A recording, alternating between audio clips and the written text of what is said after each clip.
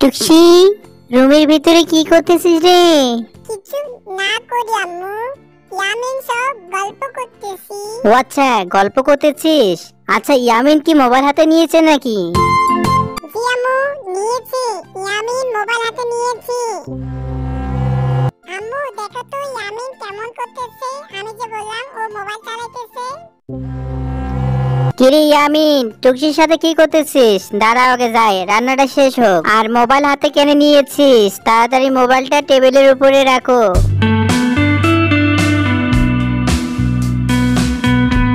আপা, ঈদের পর তো 1 মাস হইয়া গেল, আমার বেতনটা কিন্তু এখনো দিলেন না।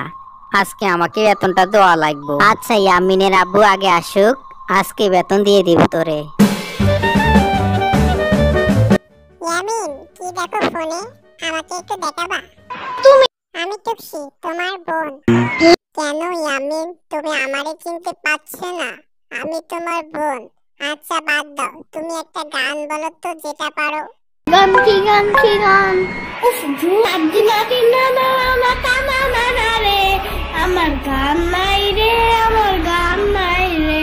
বাহ বাহ, অনেক সুন্দর হয়েছে। আচ্ছা ইয়ামিন, তুমি নাকি আজকে স্কুলে মার খেয়েছো? হোয়াট দ্য ফাও কথা।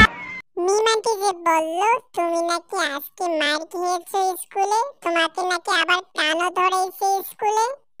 হোয়াট দ্য ফাও কথা। ইয়ামিন, ভাও কথা হতে পারে, কিন্তু তোমাকে বিশ্বাস করতে নেই, কারণ তুমি যে শয়তানের শয়তান। এক ব্যাপার না। তুমি তাহলে মার খেয়েছো, আমি বুঝে ফেলেছি। নয়তো আমি একটা বলেছি, তুমি আরেকটা বলতেছো। কি কথা আছে তোমার? তাই আমার কিছু কথা নেই, তুমি আমাকে রাগ দেখে কথা বলতেছো। যাও, তোমার সাথে আরি। জানি না বন্ধুরা তোমাদের ভিডিওটা কেমন লেগেছে, কিন্তু আমার এক্সাম চলেছে, তাই তোমাদের সম্পূর্ণ ভিডিওটা দিতে পারলাম না, তার জন্য সরি। আর পরবর্তী ভিডিওর জন্য অপেক্ষা করো।